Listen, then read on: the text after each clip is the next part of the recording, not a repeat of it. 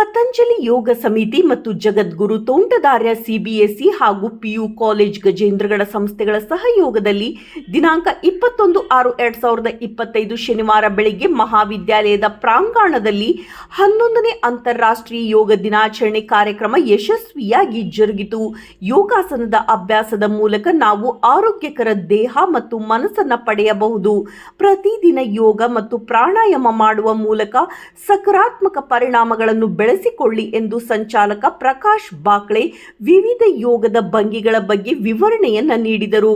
PU ಕಾಲೇಜಿನ ಪ್ರಾಚಾರ್ಯ ಸಂಗಮೇಶ್ ಬಾಗೂರ್ ಮಾತನಾಡಿ, ಯೋಗವು 6000 ವರ್ಷಕ್ಕೂ ಹಳೆಯದಾದ ಭೌತಿಕ, ಮಾನಸಿಕ ಮತ್ತು ಆಧ್ಯಾತ್ಮಿಕ ಅಭ್ಯಾಸವಾಗಿದೆ.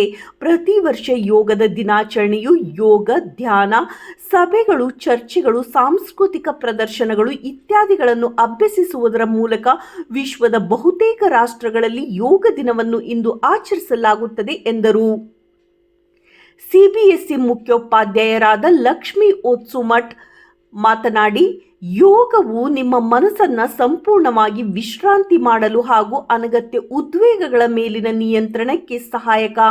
ಭಾರತ ದೇಶವು ಇಡೀ ಪ್ರಪಂಚಕ್ಕೆ ಅಂತಾರಾಷ್ಟ್ರೀಯ ಯೋಗ ದಿನವನ್ನು ಪರಿಚಯಿಸಿದೆ ಎಂದರು.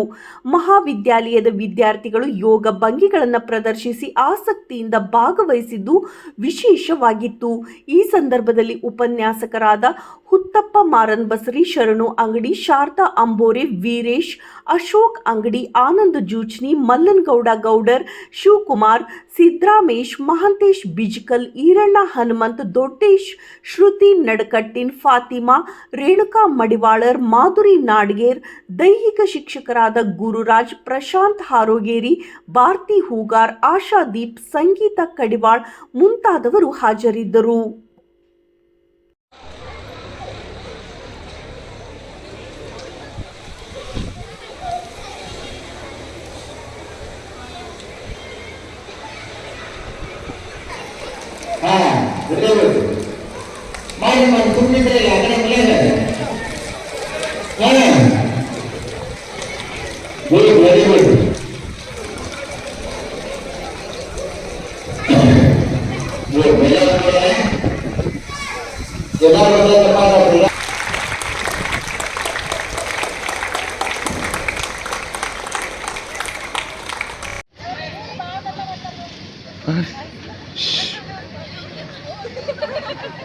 ಗದ್ಲ ಮಾಡ್ಬಿಡ್ರಿ.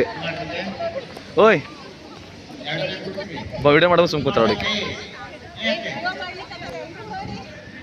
ಈ ವಿಡಿಯೋ ಮಾಡೋ ಮಿಸ್ ಮಾಡ್ಬಿಡ್ರಿಪ್ಪ.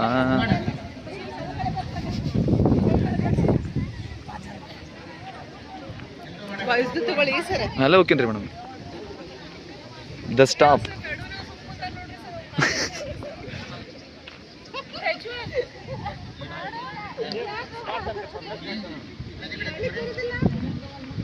ಕೈ ಬಿಡ್ರಲ್ಲ, ಮಾಡ್ರಲ್ಲ, ಹೆಂಗ ಸುಮ್ಮನೆ ವಿಡಿಯೋ ಮಾಡ್ತಾರೆ, ಮಾಡ್ರಿ. ಕೈ ಬಿಟ್ರಪ್ಪ ಅವರು. ಸಾಕ್ರಿ, ತಡ್ರಿ ಮಾಡತ್ತರ್ತೀವಿ.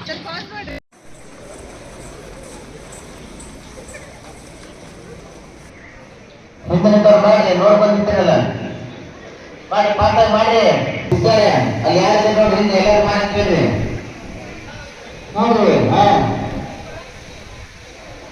ಬಗ್ಗೆ ನೋಡ್ರಿ, ಯಾಕೆ ಏನಾಗಿತ್ತು?